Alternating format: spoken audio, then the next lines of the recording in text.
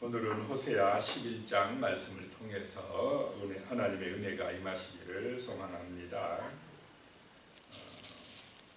그렇게 이스라엘이 하나님을 잊어버리고 배반하고 그런다 할지라도 하나님은 이스라엘을 버리지 아니하신다라고 하는 그런 말씀이 나옵니다. 1절에요. 이스라엘이 어렸을 때에 내가 사랑하여 내 아들을 애굽에서 불러냈거늘 그랬습니다. 어렸을 때라고 하는 건 이스라엘 민족이 아주 약할 때, 여기서는 출애굽 때를 기억하면서 하시는 말씀입니다. 내가 사랑하여 내 아들을 애굽에서 불러낼거늘. 이스라엘을 하나님의 아들로 표현을 하고 있습니다. 자녀로 표현을 하고 있습니다. 그 애굽에서 종살이할 때에, 힘들 때에, 어려울 때에 그들이 하나님께 부르짖으니까 하나님께서 그들을 사랑하여서 애굽에서 불러냈다라고 하는 것입니다.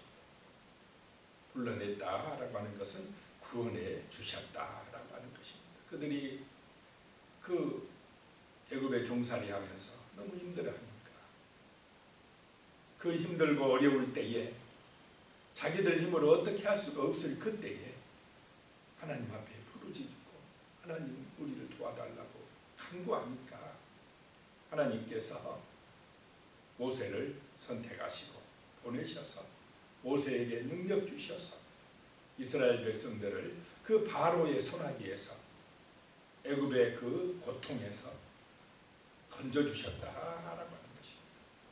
이것은 하나님의 사랑이었고 그 사랑의 은혜로 그들은 애굽에서 불러냄을 받았다라고 하는 것입니다. 이 하나님의 놀라운 사랑을 우리가 기억하고 하나님의 그 크신 능력을 잊지 말고 늘 믿음으로 살아가시기를 축복합니다. 현실을 보고 우리 앞에 있는 문제를 보고 절망하지 마시고 좌절하지 마시고 정말 눈을 들어 하늘을 향하여 기도하는 하나님을 바라보는 구원자가 되시는 그 은혜를 사모하는 축복이 임하시기를 소망합니다. 2절입니다. 선지자들이 그들을 부를수록 그들은 점점 멀리 가고 바알들에게 제사하며 아로새긴 우상 앞에서 분향하였느니라.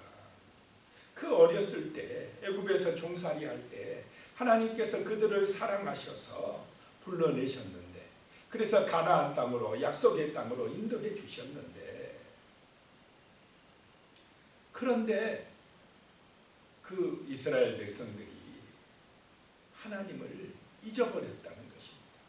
선지자들이 그들을 부를수록 그들은 점점 멀리 가고 하나님이 선지자들을 보내서 말씀을 전하시는데 선지자들을 보내서 그들을 부르시는데 그렇게 애타게 부를수록 그들은 하나님에게서 점점 더 멀리 가더라라고 하는 것입니다.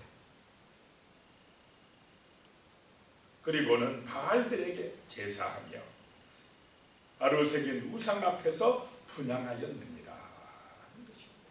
하나님 앞에 제사드리고 하나님 앞에 예배드리고 하나님을 찾고 의지하고 그렇게 살아가라고 말씀을 하셨는데 그들을 애굽에서 건져서 약속의 땅 젖과 꿀이 흐르는 땅 가나안으로 인도해 주셨는데 그들은 가나안에 가서 하나님의 말씀을 듣기보다는 눈에 보이는 그 가나안 문화, 세상 문화에 빠져서 그들을 따라갔다라고 하는 것입니다. 말씀은 듣지 아니하고 세상의 소리만 듣고 세상의 방법대로 세상의 부귀영화 그것이 부러워서 바알들을 숭배하였다. 바알, 여기서 바알들에게 그랬습니다. 바알의 뜻은 주인들, 남편들 이런 뜻입니다. 바알을 남편으로 여기기 시작했다라고 하는 것입니다. 바알을 주인으로 여기기 시작했다라고 하는 것입니다. 왜냐? 바알 신은 눈에 보이기 때문에 눈에 보이는 형상이 있기 때문에. 근데 하나님은 눈에 안 보여요. 말씀으로만 하시는 분이기 때문에 눈에 보이는 그 확실한 우상을 따라가 버렸다라고 하는 것입니다. 오늘 이 시대도 우리가 잘못하면 하나님은 말씀으로만 역사하시고 보이지 아니하시니까 하나님 내 눈에 안 보이니까 잘 모르겠고, 그러나 세상의 우상들은, 세상의 화려한 문화는 확실하게 눈에 보이니까, 멋져 보이니까 그 바알들, 세상의 우상들, 그 유혹에 넘어가지 않는지 우리 자신을 돌아봐야 될 때인 것입니다.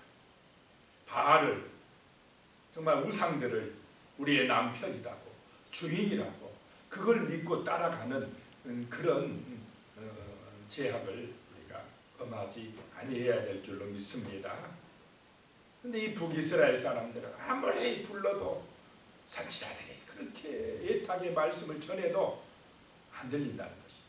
그들의 귀에는 세상의 소리만 들려지더라, 바알의 소리만 들려지더라는 것입니다.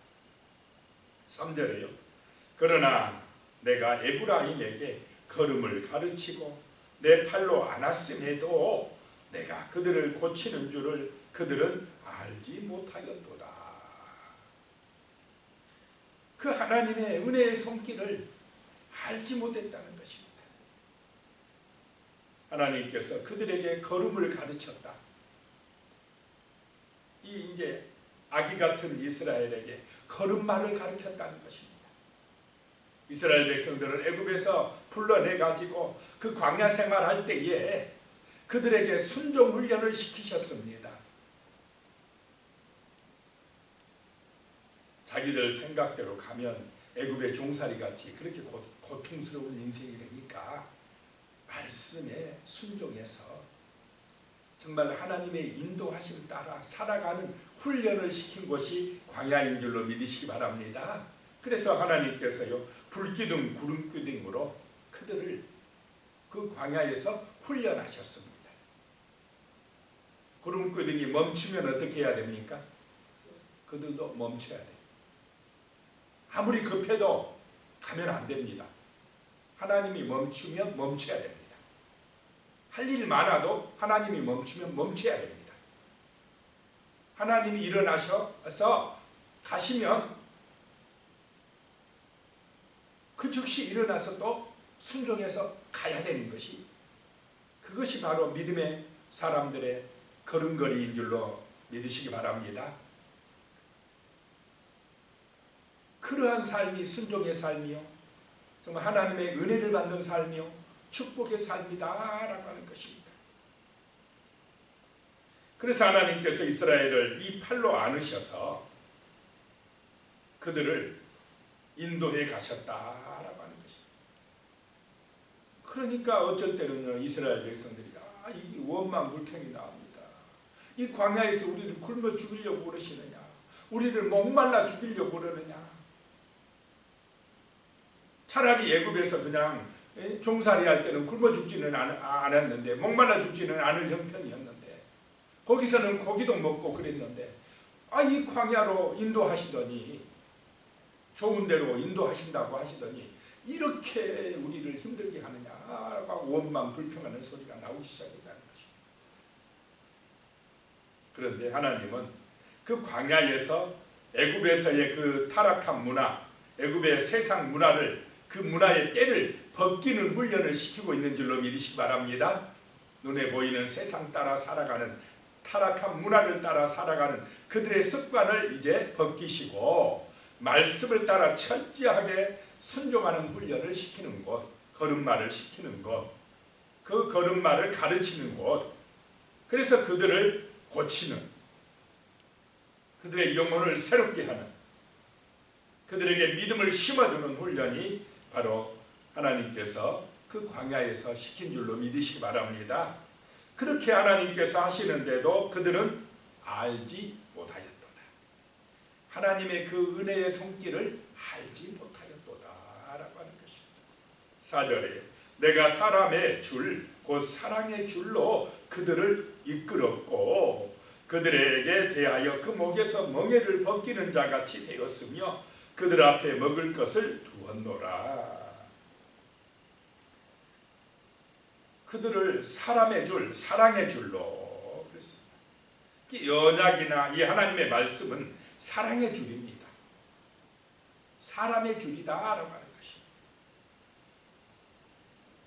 이 사람의 줄은 짐승의 줄의 반대입니다. 짐승은 말 안 들으니까 어떻게 합니까?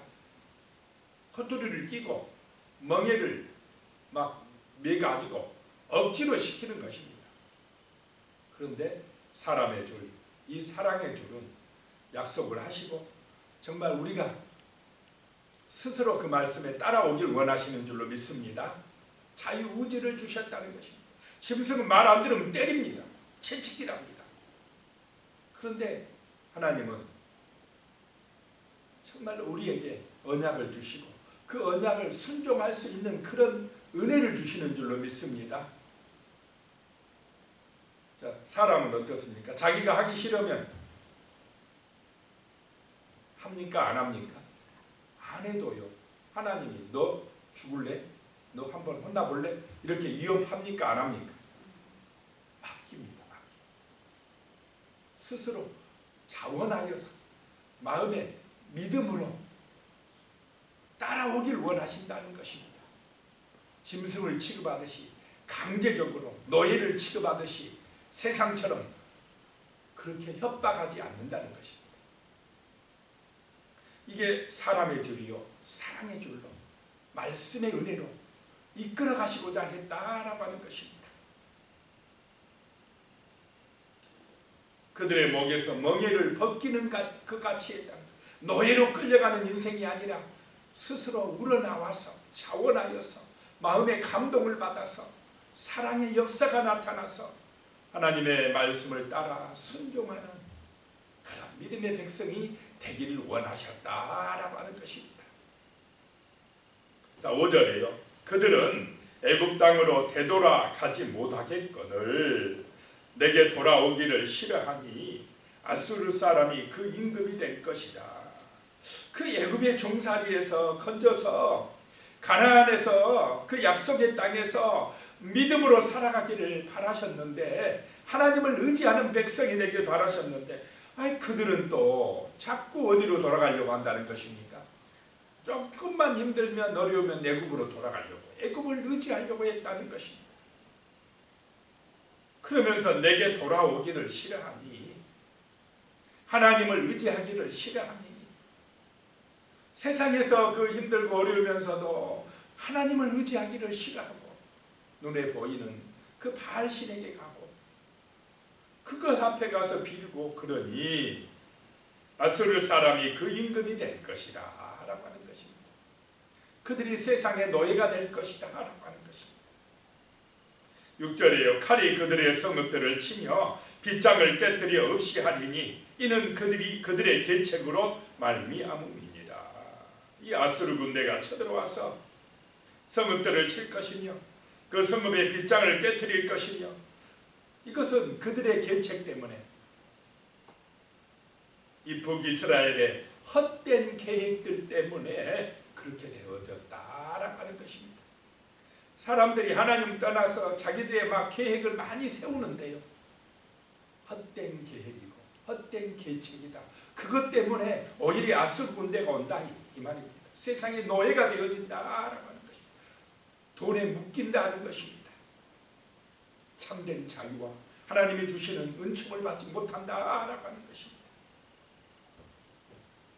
7절이요. 내 백성이 끝끝내 내게서 물러가나니 비록 그들을 불러 위에 계신 이에게로 돌아오라 할지라도 일어나는 자가 하나도 없도다. 그래도 하나님은요 이스라엘을 내 백성이다 라고 하는 것입니다. 여기에 소망이 있는 줄로 믿으시기 바랍니다. 정말 하나님이 아버지가 아니라면 이렇게 속썩이고 끝끝내 거역하고 이러면 넌 내 자식 아니야.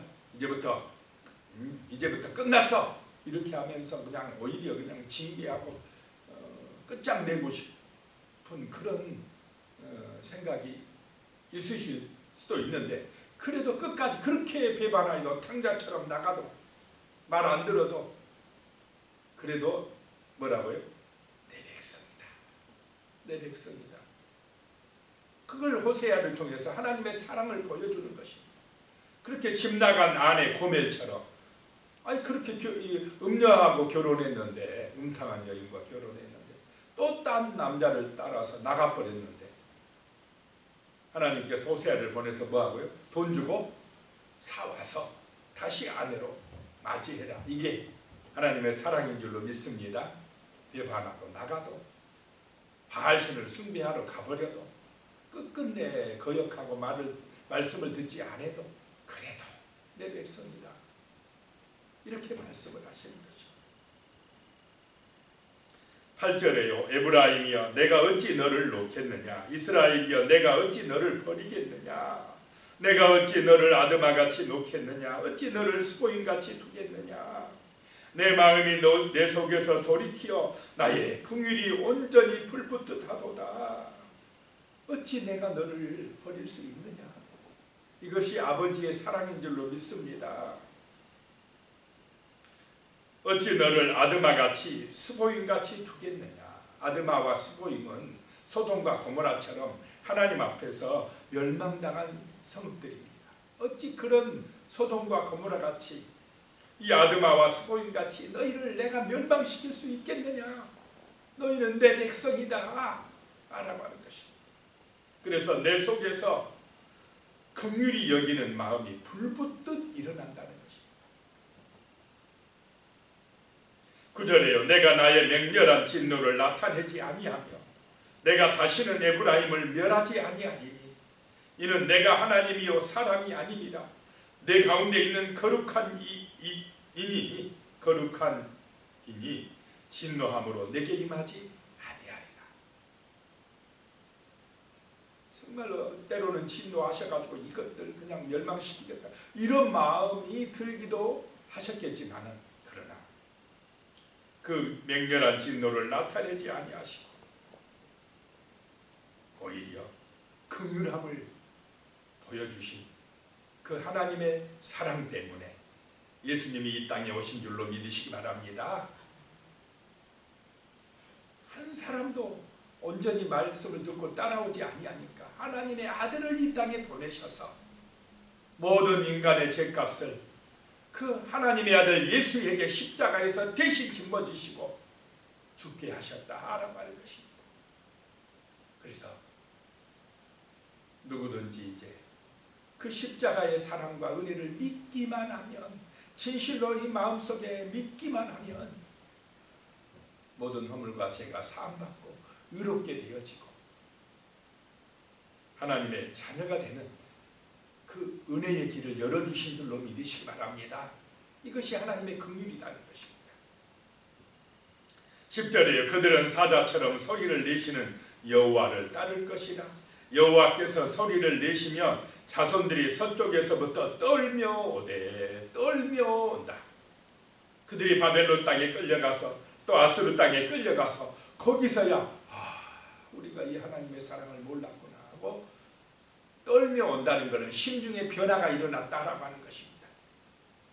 그 마음에 새로운 은혜가 임했다는 것입니다. 11절 그들은 애굽에서부터 새같이 아수르에서부터 비둘기같이 떨며 오리니 내가 그들의 집에 머물게 하리라. 나 여호와의 말이니라. 그들을 회복시켜 주리라 라고 하는 것입니다. 이렇게 오늘 이 시대에도 저 세상에서 어둠의 세력에 종살이하는 백성들이 하나님의 말씀을 듣고 감동을 받아 떨면서 하나님의 집으로 하나님의 교회로 몰려드는 은혜가 임하시기를 축복합니다. 하나님의 사랑을 알고 그 긍휼하심을 받아서 십자가의 은혜를 알고 돌아오는 역사가 회복되는 은혜가 구원받는 축복이 임하도록 우리가 간절히 기도해야 되겠습니다. 이 새벽에 간절히 기도하시고 특별히 우리 임경숙 권사님 부친 상 장례 모든 절차 가운데 하나님의 은혜와 사랑과 능력이 임하도록 같이 합심하여 기도드립니다. 살아계신 하나님 아버지, 오늘 이 새벽에도 주님의 놀라우신 은총 안에서 우리가 기도합니다. 하나님께서 우리를 사랑하시어서 불러내서 구원하여 주셨습니다. 새 생명을 주시고 하나님의 자녀를 삼아 주셨습니다. 아버지 하나님, 이 은혜를 잊지 말게 하여 주시고 눈에 보이는 세상 발을 따라 나아가지 아니하도록 하나님 은혜를 내려 주시옵소서. 아버지, 우리와 우리 후손들이 정말 눈에 보이는 세상 문화의 유혹과 시험에 빠져서 하나님의 말씀을 듣지 못하고 그 세상 소리에 빠져서 끌려가는 인생들 되지 말게 하여 주시고 하나님의 그 놀라운 사랑과 은혜를 기억하며 하나님께서 우리를 팔로 안아서 인도하신다는 이 사실을 진실로 깨닫고 그 하나님의 사랑의 줄로 아버지 하나님의 이끌림을 받을 수 있도록 도와주시옵소서. 하나님 아버지, 정말 이 땅 가운데에 하나님의 놀라운 은혜와 그 긍휼하심의 역사가 나타나게 하여 주시고 세상 가운데서 정말로 아버지 하나님이여 눌려 사는 인생들이 어둠의 세력들의 포로로 끌려가고 있는 불쌍한 인생들이 이 하나님의 사랑과 긍휼하심의 은혜를 깨닫고 아버지의 품으로 하나님의 품으로 돌아오는 은혜가 임할 수 있도록 도와주시옵소서. 하나님의 능력으로 그 크신 사랑의 힘으로 힘입어서 우리가 이 땅에서도 승리하며 또 영원한 소망 가운데 살아갈 수 있도록 도와주시옵소서. 하나님 아버지여, 놀라운 은총으로 함께하여 주시옵소서. 아버지 하나님, 또 부친을 여의시고 아버지 하나님, 정말 슬픔 가운데 있는 귀한 가정 위에 주의 놀라운 사랑과 은혜로 함께하여 주시고 주님이 도우셔서 은혜 가운데 모든 장례 절차 아름답게 진행될 수 있도록 성령께서 주관하시고 성령께서 역사하여 주시옵소서. 예수님의 이름으로 기도드리옵나이다. 아멘. 이제는 우리 주 예수 그리스도의 은혜와 하나님 아버지의 무한하신 사랑과 성령님의 교통하시고 함께하시고 도우시는 놀라운 은혜가 진실로 주님을 의지하고 믿음으로 살아가기로 다짐하시는 우리 귀한 성도님들 머리 위에 가족들과 자손들 위에 영원히 함께하시기를 간절히 축원하옵나이다. 아멘.